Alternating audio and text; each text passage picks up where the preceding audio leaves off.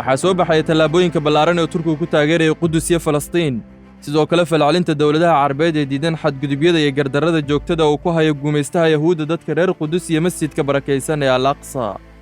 dadaaladan ayaa imaanaya saacado ka hor 2 kulan oo degdeg oo yeelan doonaan ururka iskaashiga islaamka iyo ururka jaamacadaha carabta iyadoo looga hadli doono weerarada sii kordhaya ay sahyuuniyiintu ka wadaan magaalada Qudus iyo marinka Gaza.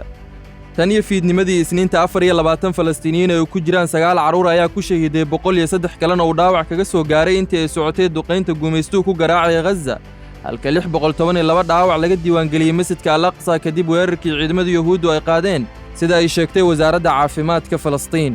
madaxweynaha Turkiga Erdogan ayaa teleefon u diray tiro hogaamiyaal iyo mas'uuliyiin isagoo u cadeeyay inay waajib tahay in la hor istaago xadgudubyada Israa'iil iyo sidii loo heli lahaa mowqif carbeed iyo mid dawli ah oo midaysan.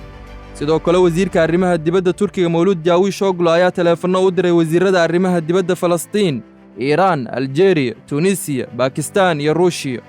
baarlamaanka Turkiga ayaa isaguna si adag u cambaareeyay weerarada dawladda argagixisada ay ku hayaan masjidka barkaysan ee Alaqsa.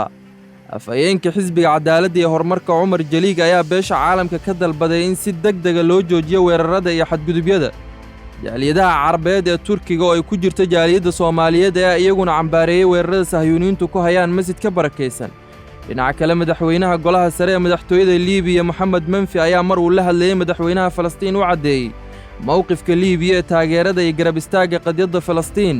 qaahira ayaa iyaduna si adag u cambaaraysay weerarka kooxaha Israa'iil ku qaadeen masjidka barkaysan iyo xadgudubyada ka dhanka ah dadka gudihiisa ku tukanayay. waxayna ka dalbatay Israa'iil inay qaado mas'uuliyadda waxa socda arrintaa oo sababi karto waxaan ciribteeda la mahadinin. halka Sheekh Azhar Sheekh Axmed Tayyib uu bogaadiyay shacabka Falstiin waxaana ugu duceeyay guul. wasaaradda arrimaha dibadda Qatar ayaa ku sheegtay bayaan inay si adag u cambaaraynayso weerarka ciidanka guumaystaha ee masjidka barkaysan waxayna ugu baaqday beesha caalamka inay si degdeg ah wax uga qabtaan xadgudubyada Israa'iil ee ka dhanka shacabka reer Falstiin.